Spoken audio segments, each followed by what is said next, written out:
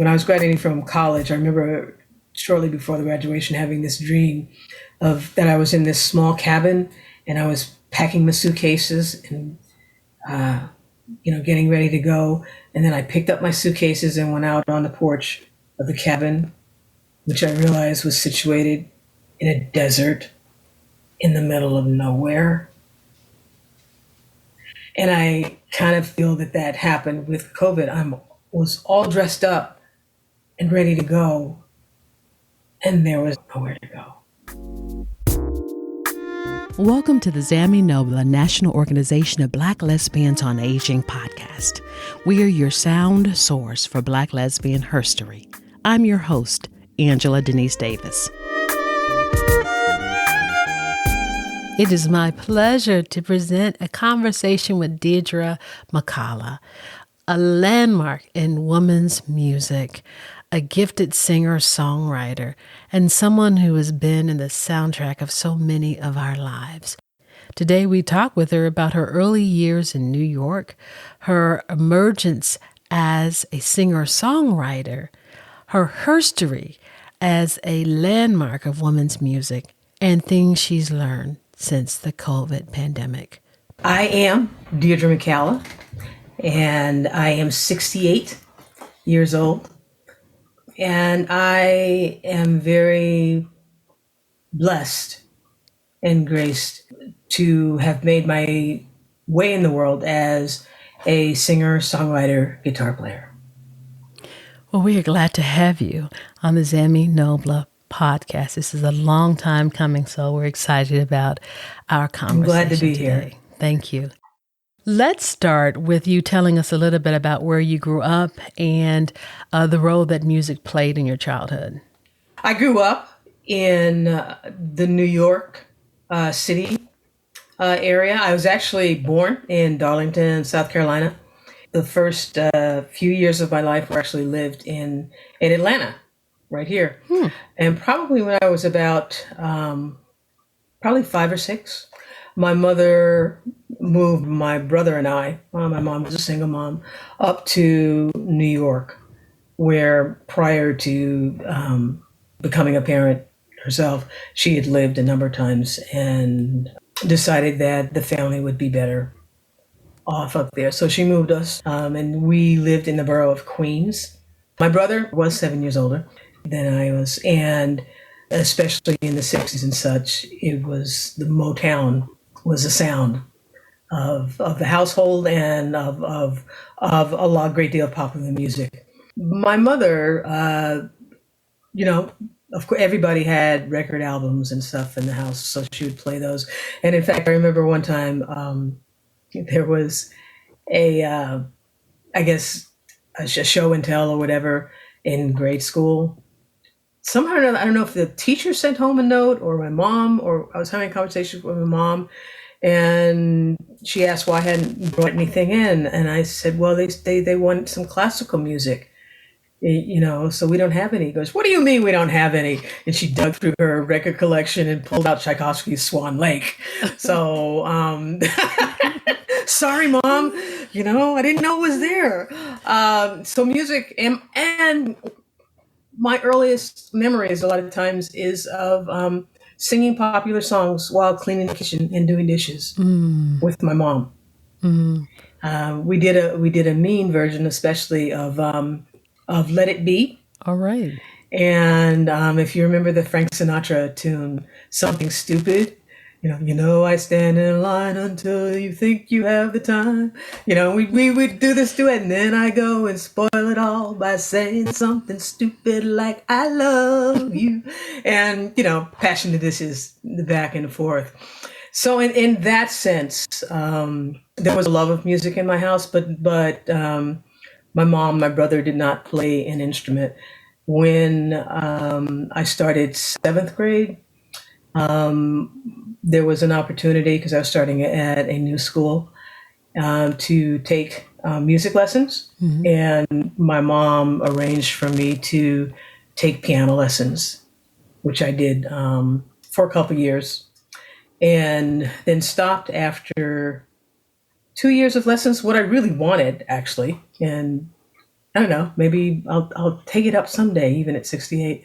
I wanted to play the violin. Mm. I don't know why, but I got it into my sixth and seventh grade head that I wanted to play violin. Well, there wasn't, the school didn't have a violin teacher. I was at a Catholic school, and Sister Cleophas, the music teacher, only taught piano. And so Sister Cleophas said, well, okay, why don't you take 6 months of piano? That way you can get a foundation of music theory, and then we'll start violin. And that made sense to me. Mm-hmm. So I took 6 months of piano, and then after 6 months of piano, I said, "Can I start the violin now?" And she says, "Well, I really think you need 6 more months of piano." Okay, so that was seventh grade, my year of taking piano, and eighth grade starts. And can I take violin now? And she said, "No, I really think you need 6 more months of piano." Oh. And into the third segment of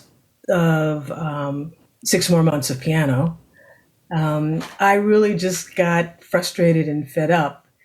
And I was also dealing with occasional comments, or I don't know, maybe she was trying to be funny and she thought it was cute. But if I, mess something up, she'd like, "Why can't you do this? Your people are supposed to have rhythm." Oh. And I finally quit taking piano, and that was what.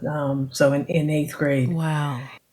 all during high school, Sister Cleophas comments or not, I was involved in Glee Club and started, becoming involved in my school's musicals, which I love. Musical theater really is one of my first loves, and I had formed this folk group because it was during the 60s folk scare.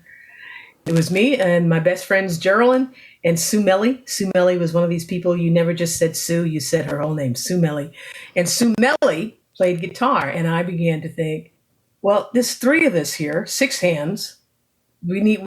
Somebody else has to play guitar. Mm-hmm. So I decided that I wanted to learn how to play guitar. And I went to my mom and I said, I want to learn how to play guitar. And she was like, "That's great. I think you should do that. But, I already paid for piano and you quit, so you got to do this on your own." Said with a lot of love, but, she'd done what she was going to do, and she wasn't going to put it in if I was going to quit again. But she did help me get my first summer job. She was a waitress out at Kennedy Airport for Sky Chef, which was the catering division of American Airlines. So she got me a job in the snack bar, and I worked for 3 weeks and got enough money to buy a guitar. And my mom went with me to the music store when I had the $50 or so that it took. I mean, oh gosh, so much money. And she went with me and helped me pick out the guitar, made sure that the guitar strap I chose matched the rosette on the guitar. And I bought Alfred's basic guitar book, instruction book, book 1, and I taught myself. So you taught yourself, and you graduated from high school, and I understand. And Sister Cleophas's 6 months of piano and some understanding of theory did help with that, but still. Yes. As a former piano student myself, I understand that keyboard foundation is very helpful. But it just didn't speak to you. You were a fretted woman. Yeah. Yes, I guess, or a stringed instrument woman. A stringed instrument woman. But, yes, exactly, because the violin to come. Yes. The violin is to come. So you went to, as I understand, Vassar College and majored in theater? Yes, I did. Yes. And the guitar went with you. So when did singing and songwriting come into the songwriting aspect? I know you've been singing with your friends, but when did the songwriting piece come in? Well, shortly thereafter that I bought the guitar, I wrote my first song, which was called Deidres' Theme. That's what you did back then. It was the coming age. It was the folk scare, the folk era, but a lot of the, people like Joni Mitchell and Paul Simon and Dylan were all songwriters and such. And so I wrote my first song when I was 16. And much to my surprise, Facebook, for better or worse, has enabled me to reconnect with a lot of people. And someone that I frankly only barely remember in high school. And I didn't have a large high school. There were only like 73 people in my graduating class. So it's not that we were large, but we reconnected on Facebook, and somehow or another, this song that I wrote, my first song, came up. And she wrote on a Facebook post a good part of the lyrics Wow. to this song. And I was like, oh my God, how could you know this? I barely remember this song myself. And she said it always made an impression on Wow. her. And yeah, the chorus was, I won't be dropped in a rut and forgotten. I'm not a piece of machinery. Don't tie me down. My spirit's unbroken. No 9 to 5 life for me. Wow. Yeah. I recited that chorus to Chris Williamson once, and she said, no 9 to 5 life? Great. Now you're working 24/7 because that is, those are artist entrepreneur hours. So, Yes. but yeah, that was the chorus of the first song that I ever wrote. Wow. The songwriting started shortly after I knew enough chords, I guess. Well, what's impressive is that at 19, you recorded your first album. Yes. Tell us about that album, Fur Coats and Blue Fur Jeans? Coats in Blue Jeans, yeah. That was a bunch of happenstance, opportunities coming together. My uncle, my father's brother, was actually the executive vice president of Roulette Records, who you may remember was responsible for such groups as Tommy James and the Shondells, Crimson and Clover, over and over, Yeah. number of hits with Tommy James. And it was, I guess, my first year in college. I was probably around 18. Anyway, Thanksgiving dinner had rotated to being at my house. My cousin Steve also played guitar. So Steve and I were back in my room, just fooling around with the guitar. And my Uncle Nate, getting, I guess, tired of the relatives or whatever, came back in and, plopped down in a chair to seek refuge from the rest of the family for a brief respite. And he said to me, play me the last thing you wrote. And I don't remember what song it was. And he said, play me another thing. And I played another song, and he goes, I want you to come down to the office tomorrow, the Friday after Thanksgiving. And I said, sure. And he brought me into an office with the staff producer, a gentleman by the name of Fred Balin, and said, listen to her and tell me what you think. And things kind of went from there. That Fred Balin was impressed enough with what he heard, and I wound up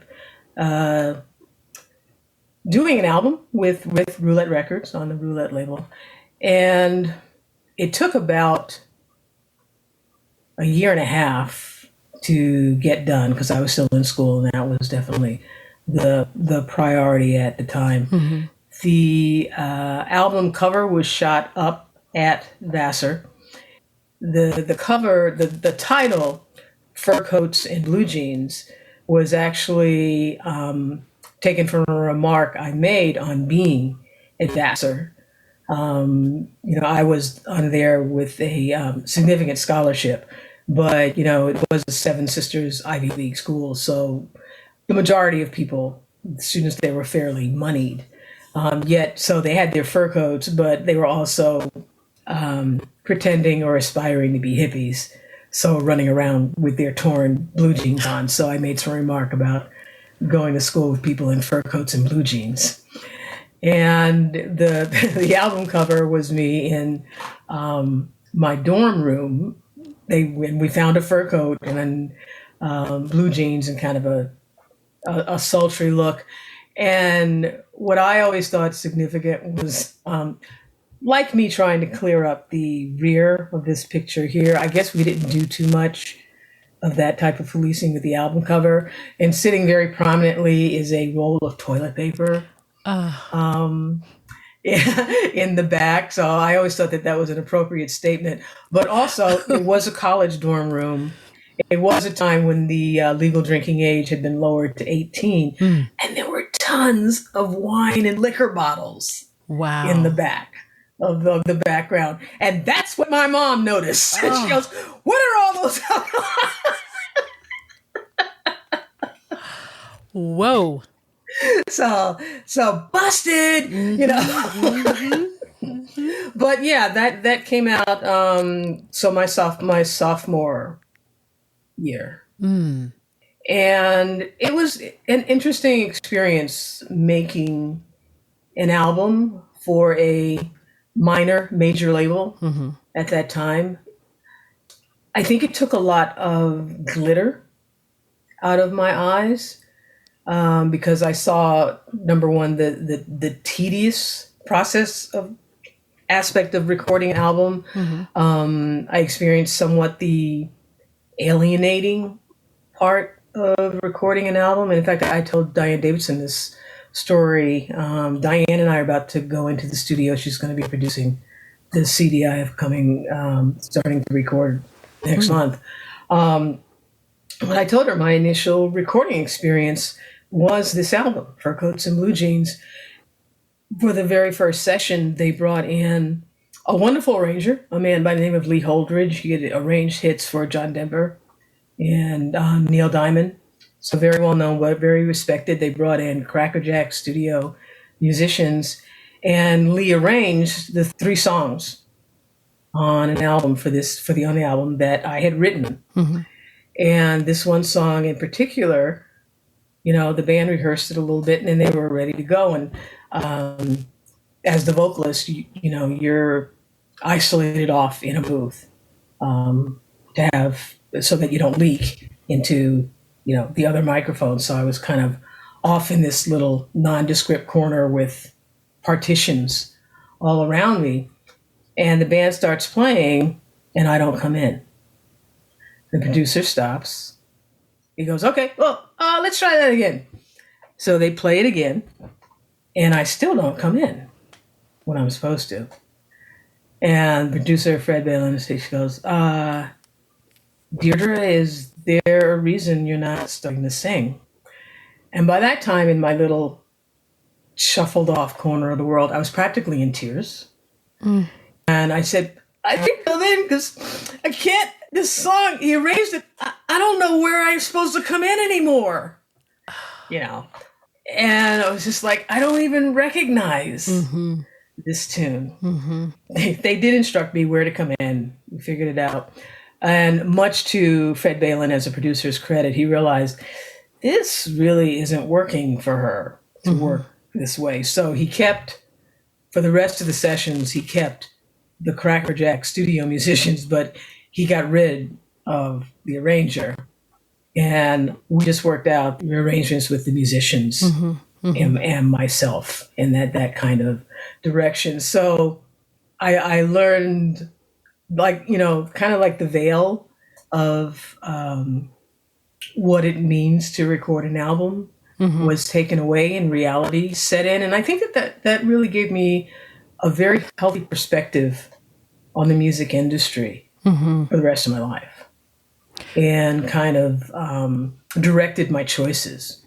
It's really interesting that you tell us that story because it makes me think of now how much has changed within the world of music production and how people are sitting in their homes and making albums.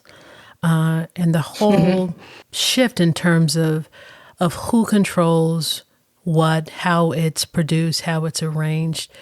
There's this whole new world of possibilities for musicians and emerging musicians. Some would say that's good, and some would say that's bad. What are your thoughts on that? And I would be one of those. I would be one of those people who would say that's good news and bad news. Definitely not having the extreme gatekeeping and vetting that went on those days is to the advantage of both the artists and the audience. The downside of that is that the technology and the release being so accessible, and I've thought this even before the internet happened, it is so much easier that sometimes people release product before they're really ready. And as they say, you can never have another first impression. So I find that sometimes people put out, either in terms of their development as writers or singers, or even in terms of production quality, product that's not really ready. So then as they move along and put out something else, people will have in their mind, oh, that other one sounded a little off, I'm not going to go there. So I do think that there is a less honing of skills than there was back in those days, but definitely overall weighted toward the favorability of the democratization of access to those tools and to audiences has definitely been an improvement. You have been a landmark in women's music, and it's wonderful to see what you've done across the years and just the importance of music as a soundtrack for social justice movements. Let's talk a little bit about how you got into the scene of women's music, what's that's been like over the years, especially as an open Black lesbian, and what do you think about what's happening with women in music now, particularly in terms of singer-songwriting? We can parse those questions out just by first talking. Yeah, really, that's how huge is that? That's a whole lot. But how did you find yourself into the space of women's music? To an extent, it was a simultaneous development, and that's not unusual for women of my age. I was doing coffee houses, during college, and it's interesting. In college, I was music director for my last 2 years of the college radio station.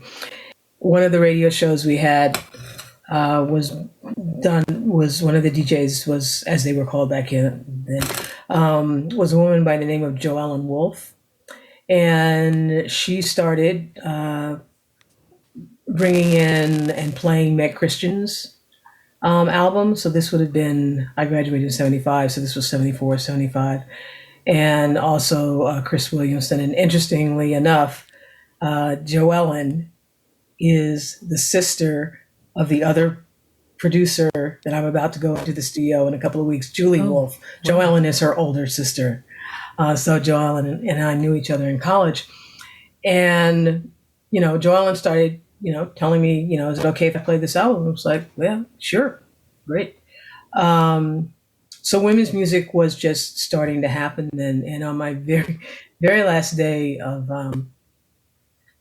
closing up the station and leaving, because graduation was happening, the last thing I saw on the counter in the studio was an album by Chris Williamson. Chris had at least one and perhaps more albums before she did Changer with Olivia, and it was her Ampex album. And I was like, Chris Williamson, wonder who that is, and then closed up the station and went off to graduation.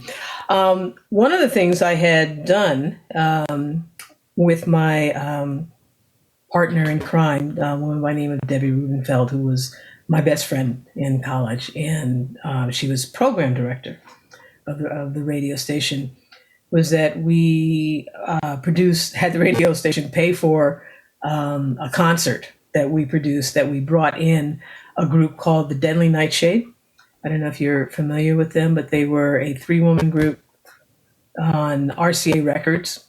It was the first group, well, it was unusual to be an all-female group and they played because they played instruments also, but also they had complete control over all of their PR and just what went out on them.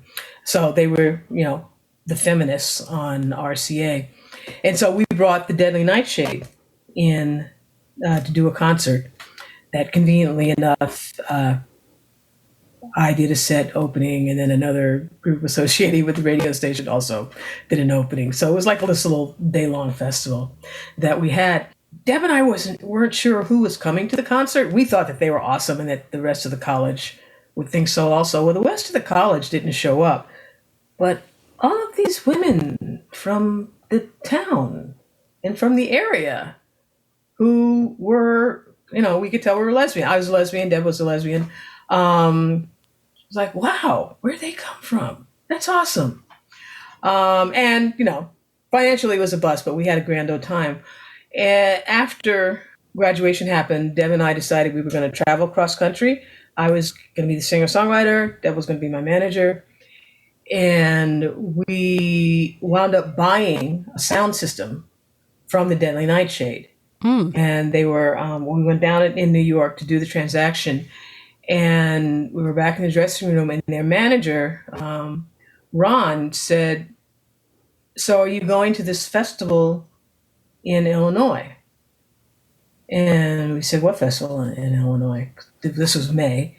And he says, "Next month, there's something called like the Nightshade are playing there. It's the National Women's Music Festival." And we're like, "No, never heard of it." And he goes, I'll send you the number. And so he gave Deb the number later in the week. And I wasn't on the call, but I'm told that the way the call went was Deb called to see if I could get booked at this National Women's Music Festival. And Kristen Lems, who was the founder of the festival, answered the phone. And Kristen tells the story from her end, so just how I got it. But anyway, hi, I'm Debbie Rubenfeld. I'm representing Deidre McCalla. She's an artist on Roulette Records. It did help to say that I had an album out. She's an artist on Roulette Records. We've heard about this festival. We'd love to play there. Well, long story short, yeah, I got a booking, at the National, and this was, I believe, the second National Women's Music Festival. And so, got the gig and hung up. And Kristen Lems tells the story that she remembers that call because she hung up and went, "Wow, we just got a call from New York."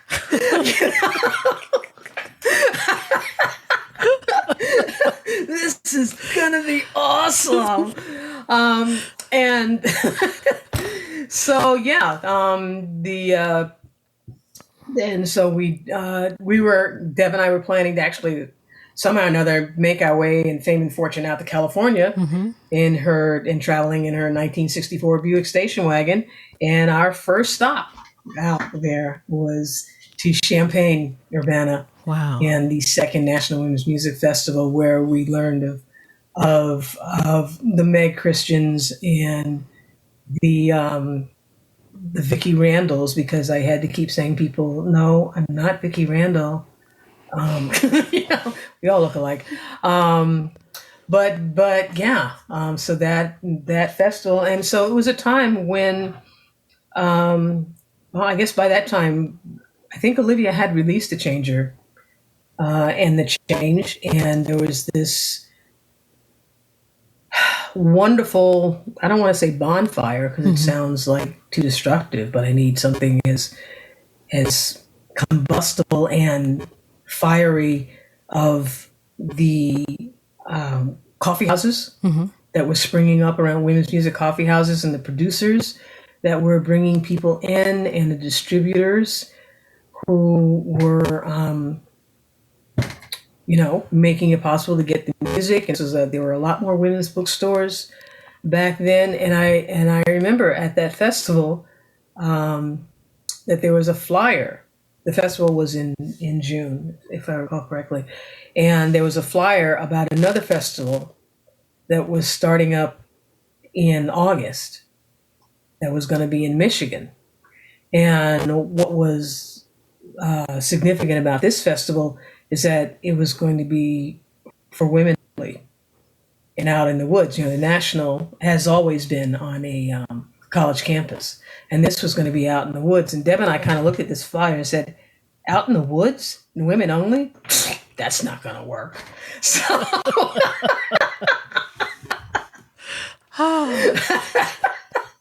remember those words. so that's how I was introduced to this blossoming cultural revolution that was going on. When was your first time in Michigan? I have no idea. And I'm pretty sure that my first time would have been as a festigoer. Oh.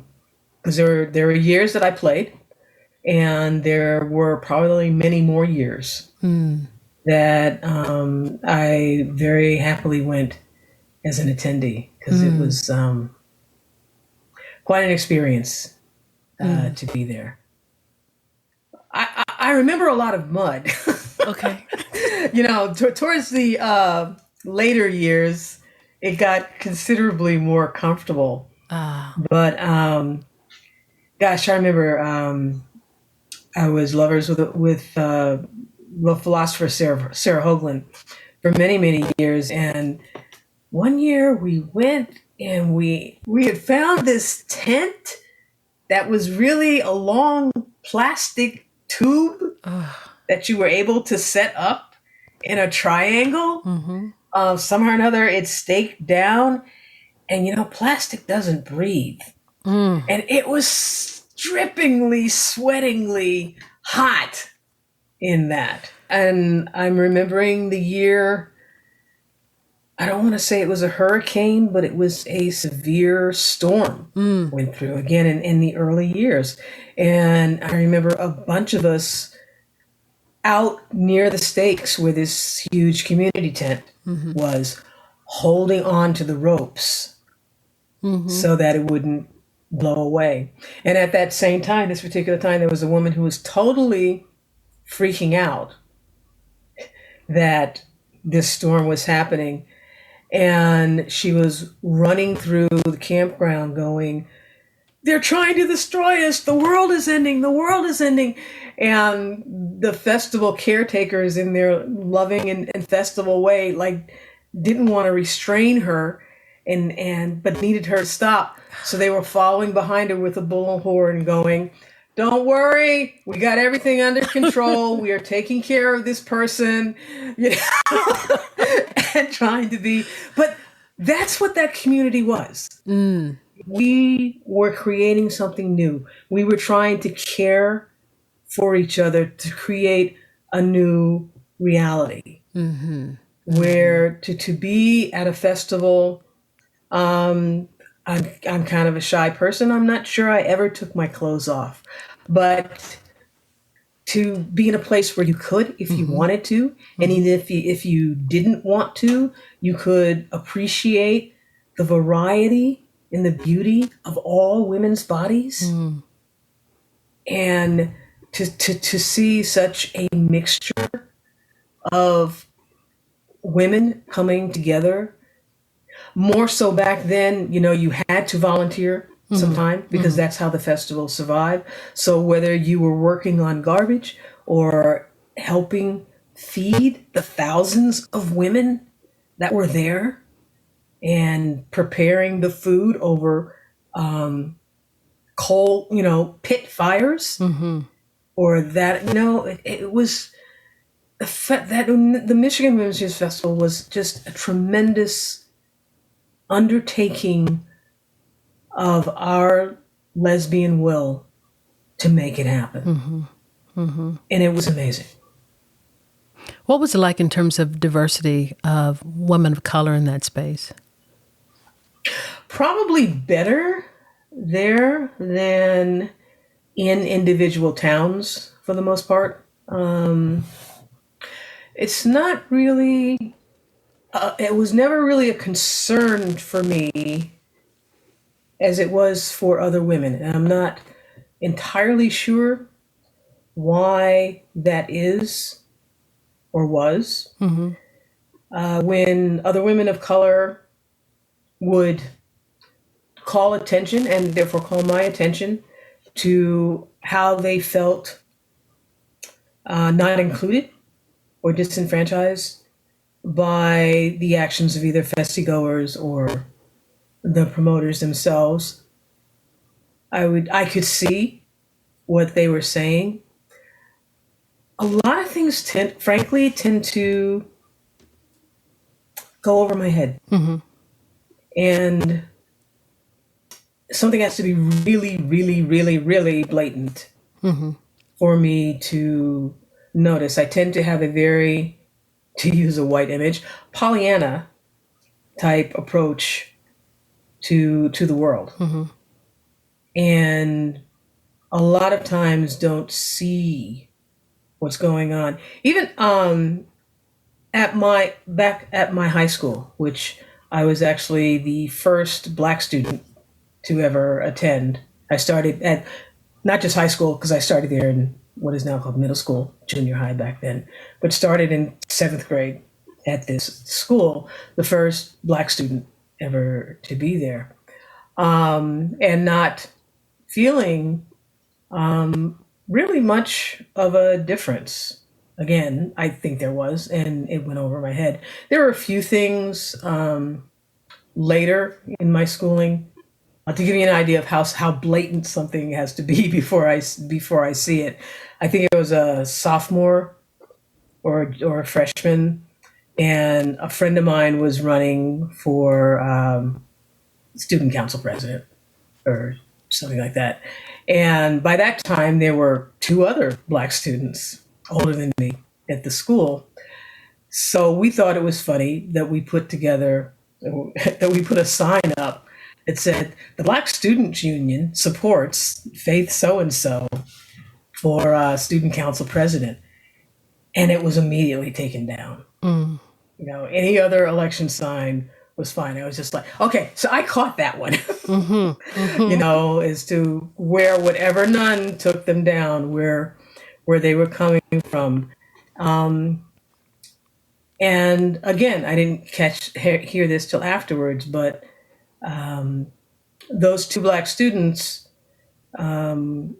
when they went for counseling, the guidance counselor really seriously tried to convince them to go to secretarial school. And they both went off to college. And one was my school big sister, Carolyn, who told me this later. She went off to Vassar, where I would wind up going. But came time for me to get the guidance counseling, and it was like, of course you're going to college. Like it was never even an issue. Like there was no mention of secretarial school. So what do you think made that difference? They were both a lot darker skin than me. And to some extent, I wrestle with, in some circles, and I think definitely in my school, I functioned as the exceptional nigger. I was the good one. I was lighter skinned than the others. So, and I didn't hear that story from Carolyn until she was at Vassar. She wound up convincing me to go to Vassar.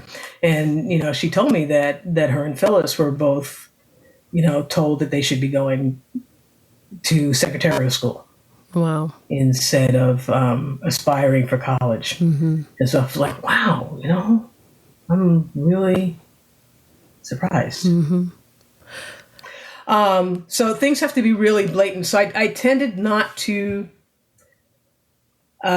feel, a lot of times I don't feel other when perhaps I should, that I don't really understand the dynamic that's going on. But when it is pointing out to them, you go, oh, that's the story. Well, certainly over the past 4 years, certainly not longer, but certainly within the past 4 years, we've had a lot of blatant stuff on the surface that kind of make you shake your head and say, my God, we're still dealing with all this racism, homophobia, sexism, just name whatever ism that's out there.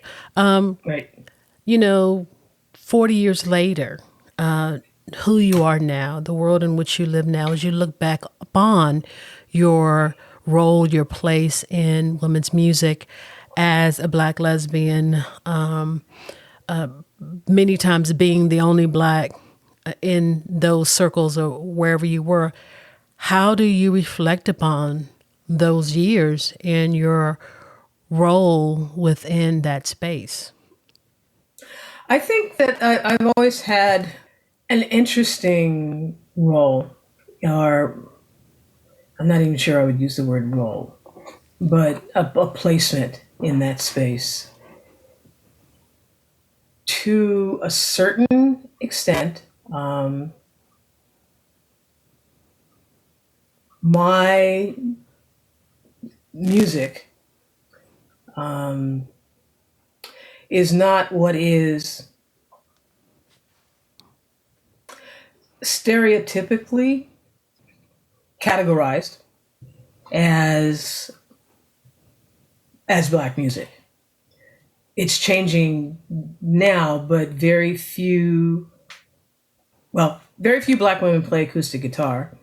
Very few Black people, Black men, outside of the blues, played acoustic guitar. And even, a role model like Odetta was folk with a stronger blues tinge, shall we say, on a much more spiritual tinge than I have. I grew up Catholic, so I lost out on all that church music because Catholics don't sing. And when we started singing, we were at least, the music that started happening for church when I was starting in Catholic school in 7th grade, it was, again, part of the folk scare. So it was folk music that was played. And hey, my guitar fit right in to playing for services.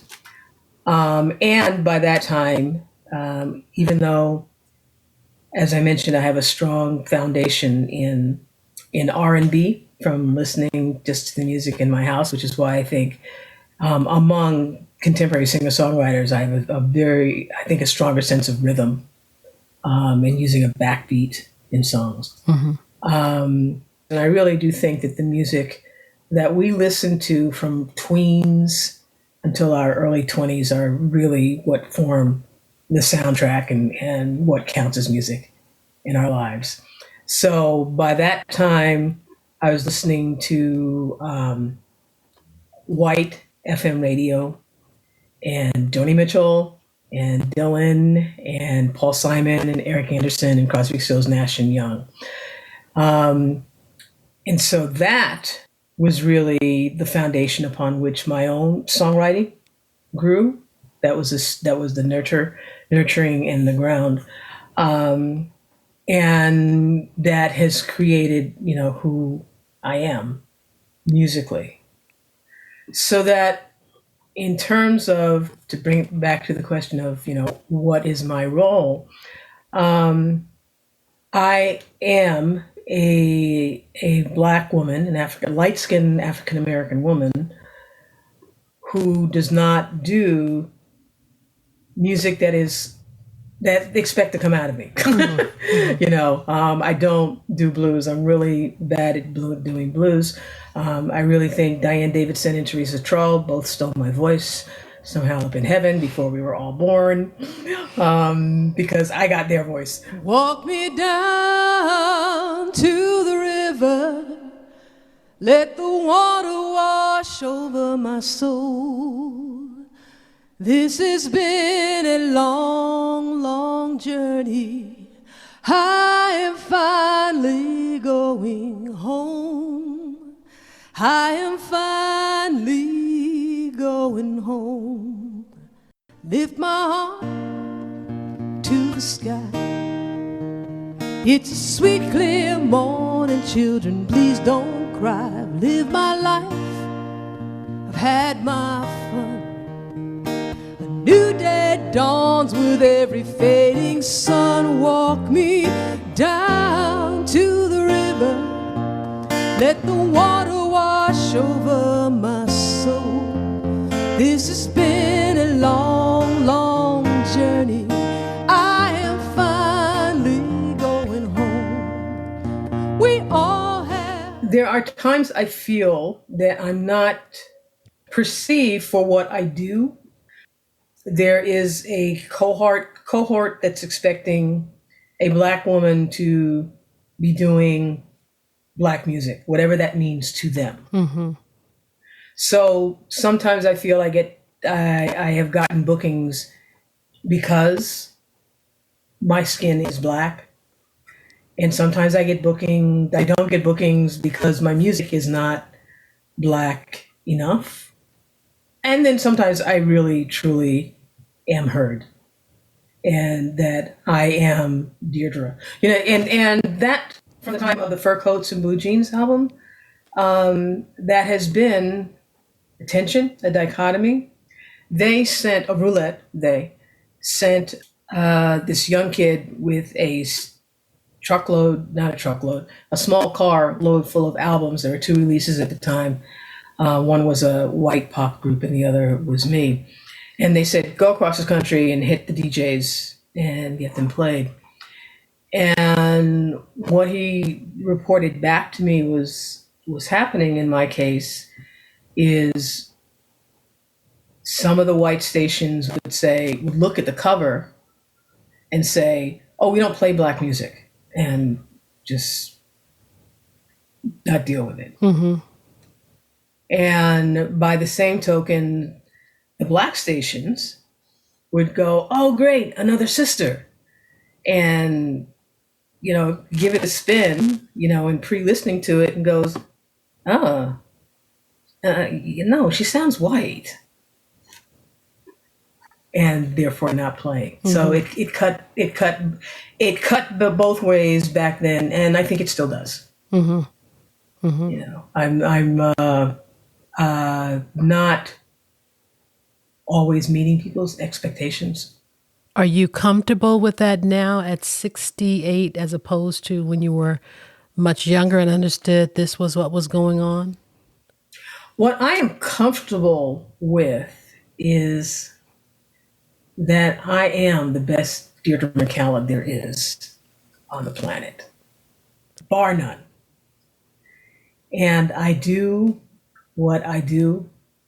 And I am fortunate. I am blessed, as I started in my original description, in that I have been able to do my music more or less full time during my active parenting years, and the recession and stuff.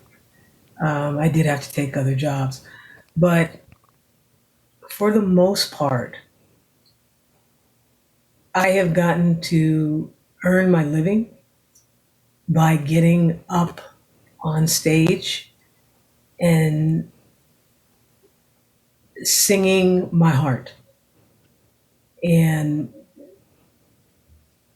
asking the audience to come on a journey with me every show, and let's see where we hurt and let's see where we heal. I am not, by many standards, successsurful. And because I'm not famous, I'm not a celebrity. I mean, I part of my guitar is teaching, and I'm not surprised, I shouldn't be anymore, but at how many, especially younger people, come to me. They don't want to be a musician. They don't want to create music. They want to be famous. They want celebrity. Again, that glitter was removed from my eyes with the first album I did with roulette. And so if someone at 68 doesn't get me, oh well, I got me. So there you go. I mentioned that I'm in the process of recording another album. My first album with Olivia, which was released in 1985, happened not because Judy at Olivia, or I think it was still a collective at that point, possibly. But anyway, not as a record company that they decided to do it, but it was a time when many people were, especially in women's music, doing their own albums. The start of that. You still had to get studio. We weren't doing it like today, where you could do it in your bedroom, but raising the money to do it. And that's how my first album happened with Olivia. Irene Young, photographer, who was my roommate when we both lived together in New York, said to me as I'm in New York trying to maneuver for my big break, she goes, "Deidre, you could do the album yourself." And I resisted for a long time, and then finally I said, I'm gonna do this myself. And I had a very small mailing list at the time, but I sent out a letter to that mailing list of maybe 200 or 300 people and essentially said, "I'd like to make an album. Can you help?" And people sent me money. That first album was still done on a fair amount of credit cards and stuff, but people stepped up and said, "Yeah, we would like to have your music in our lives." And, so I did the album and then, hired Teresa Trawl to produce it. And even then, Judy at Olivia said, "Well, once Teresa was on board, if it turns out as good as you and Teresa think it's going to be, maybe we'll put it out on Olivia." And, spoiler alert, yes, it was eventually out on Olivia, and I was with Olivia for 11 years. But every single album with Olivia and the album that I did after them and the album that I'm doing now starts out with a letter to people that says, "I want to make an album. Can you help?" And enough people have always stepped up and helped me to do that. I do not walk this path alone, no matter where I'm bound. We all stand on someone's shoulders when we reach for higher ground.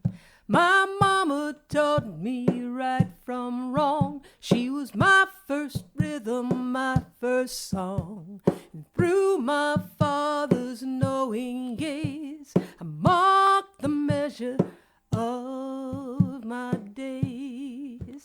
I do not walk this path alone, no matter where I'm bound. For me, songwriting is how I make sense of the world around me, how I put what I see and feel in a place where I can live with it, where it makes sense to me. And that can be, whether they're sad songs or happy songs. It's how I order the universe. And my big piece of luck is that how I order the universe, my universe, has resonance in other people's lives. God, I'm so damn lucky. Wow. We're near the end of our time together, but I just have a couple of more questions. The first being, during this time of COVID, what have you been doing in order to help you continue to thrive as a musician and singer-songwriter? I actually have a song on the album called "When the Ground Shifts." And the chorus is, "When the ground shifts away from you in a way you didn't know a world could move." I had come to a place pre-COVID, the year before COVID, where I was in a position to finally getting back to doing music full time. I worked for 11 years for Starbucks, but I was finally in a position that I could not do that and get back to doing music full time. During the time that I was at Starbucks, I still did music, and that's because there was a lot of flexibility. And so if I needed to go somewhere for a gig, even for a couple of weeks, I could schedule that. I could do that. But I was finally moving back to doing music full time.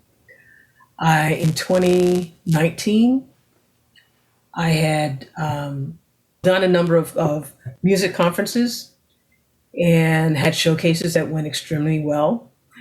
And my downfall through all these years of my career has been self-booking. I can barely make a dentist appointment, much less call someone up and say, hey, book me. I play guitar and sing. And for the first time in my life,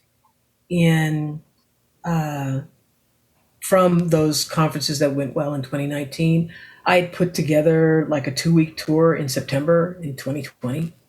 I was so proud of myself. I did this all by myself. And had a number of other shows lined up, and everything stopped. When I was graduating from college, I remember shortly before the graduation having this dream of that I was in this small cabin and I was packing my suitcases and getting ready to go. And then I picked up my suitcases and went out on the porch of the cabin, which I realized was situated in a desert in the middle of nowhere. And I kind of feel that happened with COVID. I was all dressed up and ready to go, and there was nowhere to go. So whatever gigs I had, of course, went away, and it persists to these days. Not quite sure how to rebook things because number one, a lot of venues aren't sure when they're rebooking. And number two, a lot of the gigs that were canceled were then shifted to their next available spot whenever they were starting up again. This is especially true of some festivals. And so feeling that, oh my God, this was my time to finally get back to being Deidre McCalla and what I think I was here to do to do. And there was nowhere to do it. Financially, I was fortunate enough to be comfortable and actually felt guilty about that. And how dare you complain about you have no gigs? It's a first world problem. There are people dying. I did come to making the decision to do another album, so that was something. And actually, what I then started in an effort to be more, not totally useless, spending a lot of time on YouTube, absorbing videos on songwriting, on the process of songwriting. And that has actually been game-changing for me. I learned to look at songwriting in ways that I hadn't before, and realized that I've never been a prolific writer, and definitely not been any of these people that could, sit down just out of blue and whip out a song. And that's because I realize now my approach has been, even though I understood that songwriting was a craft, I still thought that it was a craft that descended from heaven or from, the creative spirit. And that, the words and the music and even the guitar part all had to happen at the same time. And when they didn't happen at the same time, it must be because, I mean, it's either crap or I'm worthless as a writer, and I would stop. What I learned from the things that I saw is that the craft of songwriting can be done in parts. Yes, there is an initial kernel that may come together, but you can develop the lyrics separate from the music. You can change the melody from how it initially came out. And if you never come up with an awesome guitar part, fine. You know, any good song can be arranged any multitude of ways. And realizing those parts was really extremely liberating for me, and enabled me to really grow as a writer. So for this new album, I've written 3 songs in the last year, where I think typically, frankly, I could go 3 years without writing a song. But now I can sit down and decide, okay, I'm going to work on this old fragment here, or just take a phrase and turn it here, and maybe it'll turn into something that's worthwhile singing in public. I've always known that just because you had to write that song does not mean you have to inflict it on an audience. You know, so not everything was meant to be performed. So maybe you'll work on this something, but the act of working on anything keeps the juices going. And even if that door is not a fruitful door, it opens up other doors. So I am thankful to the pandemic for giving me the time to learn that, because like I said, it really has been very freeing and such. As for what the future holds, I know that, I am recording the first week of November out in California with Julie Wolfe, younger sister of my friend from college, Joanne Wolfe. Julie's producing half the album. The other half of the album is going to be produced by Diane Davidson. And in this December, I'm driving over to Nashville to do that. The album will be out sometime in 2022. I'm hoping by sometime in March. What's interesting with my background in theater, and how I started in this, what has always been important to me was live performance, was the shows. I basically did albums so that I could go out and tour. So this album's a little different because I don't know what touring is going to look like.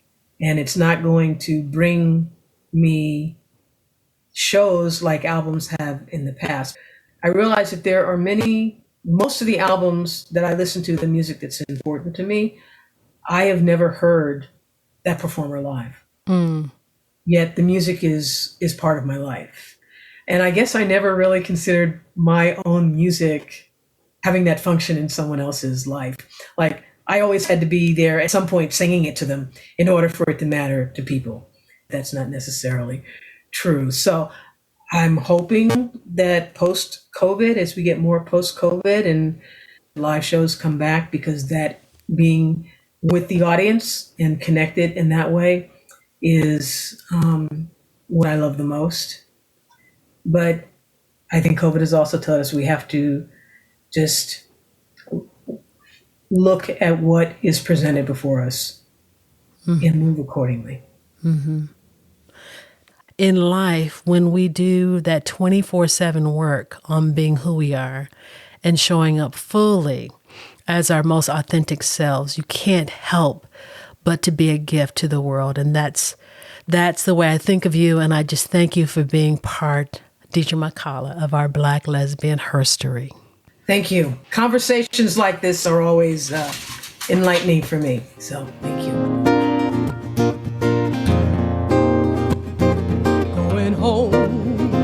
Going home. I think I'm ready. I know I'm ready. I'm going home. I'm heading home. See my mother.